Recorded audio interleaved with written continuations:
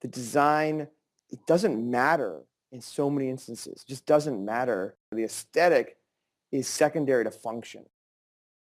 This is The Business of Architecture.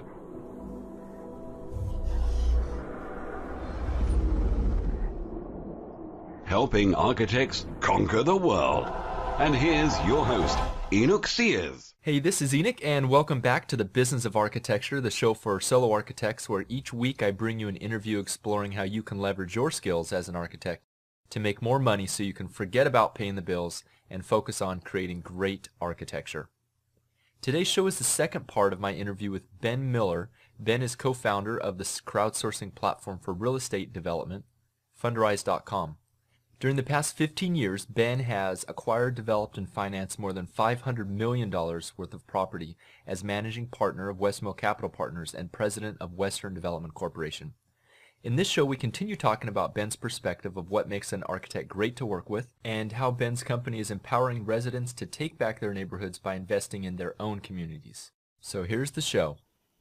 Right. And you said you've seen some architects get involved in development. Are there any common mistakes you see people with that kind of background taking when they start developing? Yeah, I mean, it's tough because everybody's a product of their experience. And so as an architect, you're really trained to think about design, think about the architecture, and that's obviously a critical part of development, but it's only one piece of it. And as an architect, especially as you get older, you become a hammer.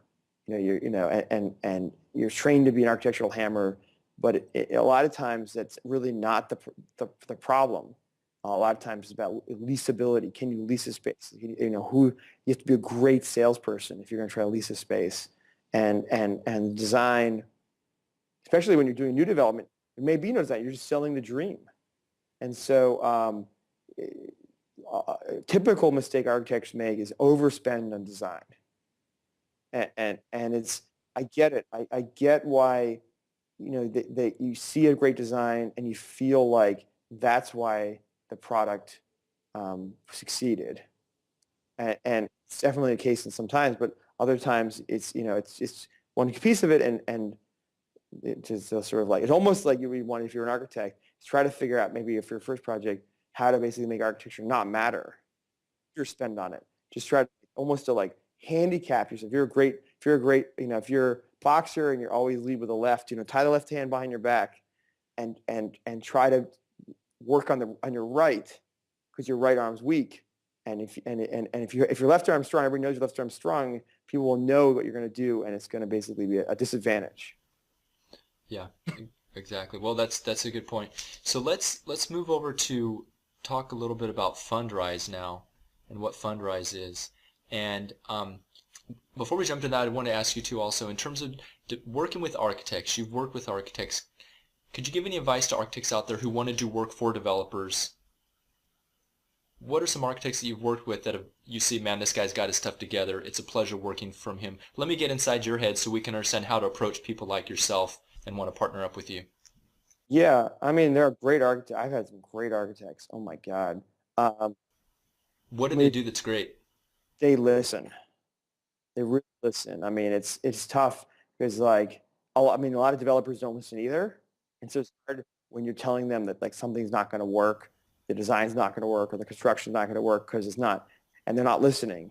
But I often really find architects, because they have such an architectural, a lot of times when I'm having to build something, the design, it doesn't matter in so many instances. It just doesn't matter. Wait, man, that's anathema, dude. That's heresy to all my listeners. But it's about, when I say design, I'm really talking about aesthetic. I'm not talking about design broadly. I'm saying the aesthetic is secondary to function. And I'll be dealing with an architect, and they'll want to put the building. Here's a perfect one. They'll look at the building as a whole. So it may be an 18-story building, and they're looking at the symmetry and how the building feels as an architectural whole. But the individual who's standing at that front door, he's not consuming the building's 18 stories magnificence. He's only consuming the first 10, 15, 20 feet. And when you design the building as an 18-story thing, you actually are not thinking about 20-foot, first 15, 20 feet, the first story or two-story. You walk down the street, you're not usually noticing up. You're only really looking at the first couple of floors. And so what sometimes when an architect will design something, I'll take a white piece of paper and cover up the whole building except for the first two floors and say, what does that look like? Would you just, if this is just a two-story building, would you have designed this building look like that? And it's usually no. That's why I'm saying design. So it's not like, obviously design matters, but it's not, it matters in a way that's also informed by sort of function, how the consumer is going to consume it. And different consumers consuming the building at all different vantage points. And so you have to get your head inside different people's heads. And that's something the architect's designing from a piece of paper usually. And so it creates a bias. Well, yeah, I get that. And I think you nailed that question. I mean, great explanation. Now, when you're working with architects that are listening, can you give me an anecdote of what listening, kind of give me an idea of what that means? Yeah. Maybe a little example. Thinking about this architect I'm working with now. It's just great. And I mean, I don't know. I mean, the problem is that when somebody's like a great athlete, they just make everything look easy. And it's great to be on their team. Like if you ever play team sports, it's great to have someone on a team who's just great. And you say, why is he so good? Well, it's because he, doesn't hog. He likes to make other people successful. He listens. So I should have a better example for you of like a great architect. I mean, usually I like when they can like a great architect will think about a building from the outside in, which is basically thinking about aesthetically and work from the outside or the zoning envelope and work in, and then completely turn a switch and think about the building from the inside out and the engineering and the efficiency. And there's all sorts of issues around like just like the real guts of the production, which is really, I mean, they're just this is a part of architecture people talk about, but production versus design are just so different. This mentality around each of those so different, and they're antithetical to each other at a lot of times. And architects, and great design architects are usually not great production architects and vice versa. And so that's something, finding somebody who's able to really think in sort of two levels is amazing. Okay, great. So Fundrise. Now Fundrise is, like you said, it's a crowdsourcing platform. Is there anyone else doing anything like that out there? Not yet, but soon people will. I mean, what we do is, because it's complicated today, to raise money from the public, we basically, we're doing is it's raising money for investment, equity, real equity investment or debt, but it's people get to own and profit from what they're investing in, as opposed to crowdfunding on a Kickstarter, which is a donation or contribution. We're basically letting people really own their neighborhood, invest in local real estate, and I mean, hopefully profit from it, right? So you mentioned investing in their own real estate. Give an explanation really quick. What is Fundrise for people that may have never heard about it, maybe people that have never heard of crowdsourcing before? Yeah, so Fundrise is we call it an investment platform for commercial real estate. And what it does is you can go on to Fundrise, and as an investor, you can see real estate deals and see a lot of information on the real estate deals. Actually, information usually people don't get to see. An architect may not usually see the financials of the project they're working on, or they may not see the marketing demographic information. So we try to put all that out there. We try to embrace a transparency, and you see all the information about a real estate project, pictures of it, and then you offer the opportunity to invest. Basically, a similar proposition that a developer has, where he invests in the real estate he's building, and then profits hopefully from the success of it. You get to invest with them, invest in the development, and you transact online. So it's like E-Trade, right, or like Ameritrade, but instead of buying a share of Apple, you're buying a share of a specific property, usually a single building, and we have prices. you can buy a share of a property for $100, and we also have some that are higher, $10,000, things like that. But it's basically the idea of making it accessible to invest in local real estate. Okay, so I mean, this is how a small person who's not a high net worth individual can basically get a piece of the pie and get involved in real estate investing. So you guys are the platform that brings these parties together, the small investors and then the developers with the experience. Is that correct? That's part of it. I mean, we're very, very selective on the real estate companies we work with, because the investing and raising money from people. There's a huge commitment in terms of commitment to quality, commitment to integrity, and so we really focus on the best real estate companies in the market. That's how we've started. So Forest City, if you've ever heard of Forest City, or in DC MRP, or in LA Rising Realty, or we sort of took a kind of approach where if you're doing something new, you want to mitigate the risk. You want to have low risk. So one great way to lower the risk is work with the best companies, who already have access to capital. I mean, if you're a great developer, access to capital is primarily not the problem. Now there's a question of what's the cost of capital, and what are the terms, right? How much are they going to try to micromanage you? But that's how we started. And I usually feel really comfortable with the concept of putting people's money, like when I invest in my own money, I want to invest in the best. So that's basically. Okay, so what cities are you in right now? Fundraise? Washington, D.C., and New York, Los Angeles. We have some presence in San Francisco and Houston and Portland. Okay. So how do other people get involved in these projects and fundraise? Other private people being investors? Either or. Yeah, people who may want to invest in a project in a local neighborhood, but then also from an architect standpoint, say I'm in LA in an area where you're currently in and there's a building, I think, hey, this would be a great candidate for your program. Is there any possibility there to use your platform? Yeah. I mean, we're slowly working out. We get a lot. We have a lot of applications every day from real estate companies who want to raise money, and we're working our way through it. We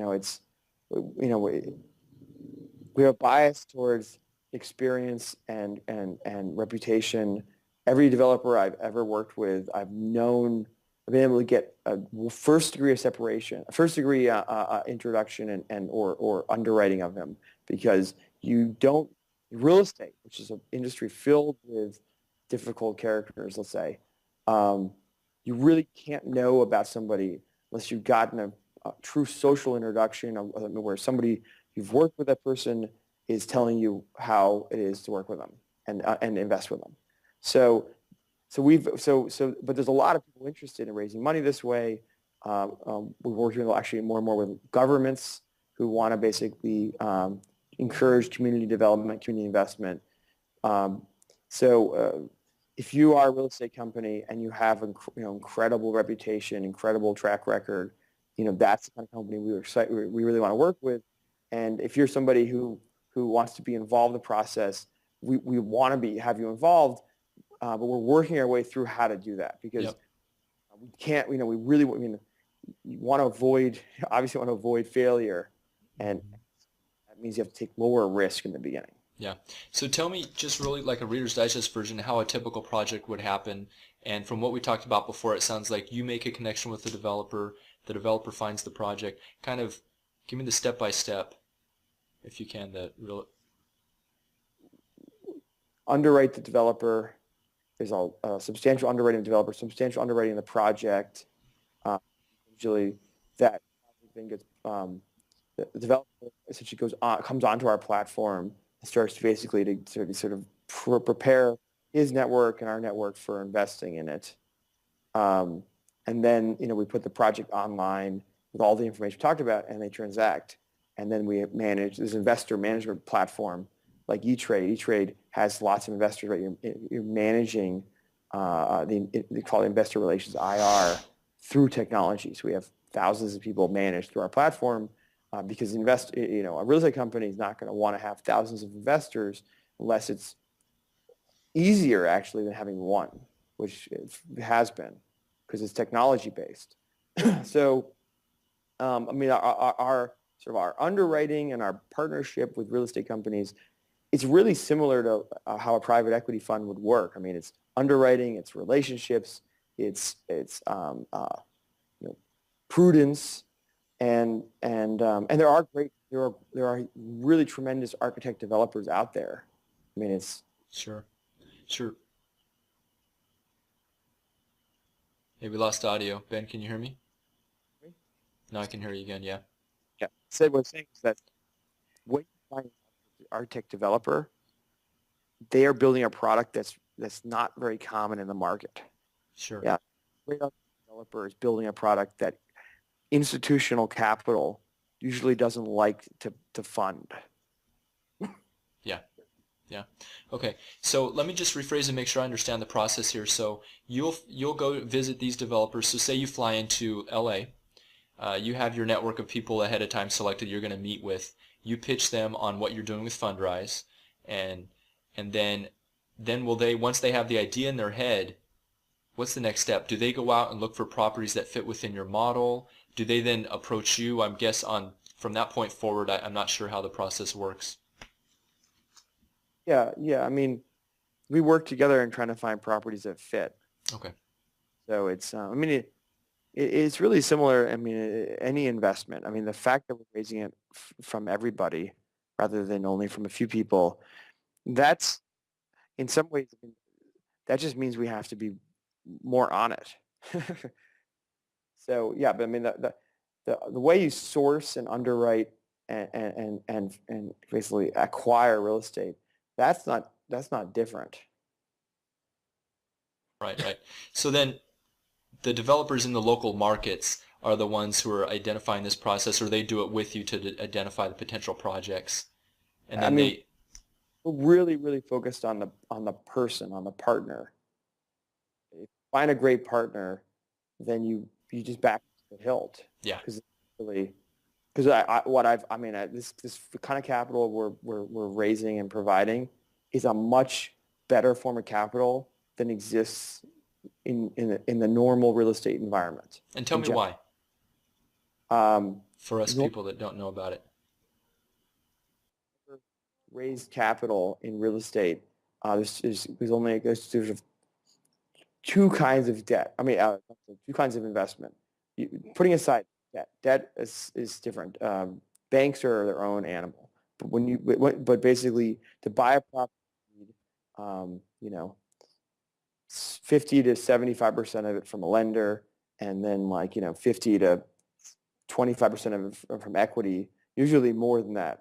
And so we're talking about the equity, preferred equity. To go to institutional investors, that's going to a guy who is managing someone else's money. So it's not his money. He's got a job, and his job is basically to follow rules so that those investors make a decent return. But when you're investing in your own money, you don't have rules you have to follow, maybe if you're married. But in general, follow rules. You just you make decisions about, is it a good investment? Do I like it? Does it resonate with me? But if you're raising money as an institutional investor, they have rules they have to follow. They have to follow them. And if they don't follow them, they get fired. And those rules come out of a process where it's safer to do things that have been done before, that are low career risks, very low likelihood of you getting fired. Maybe for short-term profitability over long-term profitability. That's a very, very classic institutional bias, to look for the short, fast money over the long, steady money. Because the guy who's in that seat, who's making the decision, he's not going to be there likely 7 years from now. He's going to only be there for the next, he's definitely not going to, there's almost nobody thinking past 10 years. And so, but if you have an IRA, right, you're in your age, right, you're not going to be touching that IRA for more than 10 years, at least 20, 30 years. So there's a mismatch. And so institutional capital, they'd rather have McDonald's than a local restaurant. The McDonald's is, you're not going to get fired for signing a lease with a McDonald's, even if that's not the right thing for the neighborhood, and even if you do that local restaurant, the neighborhood will improve, could have a lot of other ripple effects, but they take a long time to get a ripple effect, and that's not what institutional capital usually can worry about. Okay, so it sounds like with this model, you have a lot more flexibility and creativity. If you're speaking to the right customer, essentially you're talking to people, now to a manager of money, talking about, and a person has just a different way they think about investing. And so, if you're able to basically have the credibility and the vision that people embrace, then yeah, they'll back you. There's so many stories of this where people end up doing something and everybody's like, oh, surprise, how was that successful? But it's like people get it, and institutions, they're backwards looking, inherently backwards looking. So yeah, there's a lot more. It just opens up a new kind of capital that really. Okay, good. So let's really quick, Ben, let's touch on company culture, because you have some strong views and are doing some interesting things in terms of that. Could you tell us a little bit about the way you run your company and your views on that? Yeah, basically, there's a revolution happening in small business. I used to run a real estate company. We had 35 employees, 5 accounting, 2 HR, 5 admin, yada, yada, yada. So think about that. Of the 35, half were admin. They're not doing real estate. That's what I mean by admin. They're doing bookkeeping. They're managing the organization effectively. And what technology has been doing is you've been shedding that kind of overhead, where you can basically outsource the accounting through a cloud. You can outsource all expense management and HR to the cloud. You can outsource all the admin effectively to outsourced combination sort of phone service and cloud. And you have a software platform that you put your business on that lets you do these things.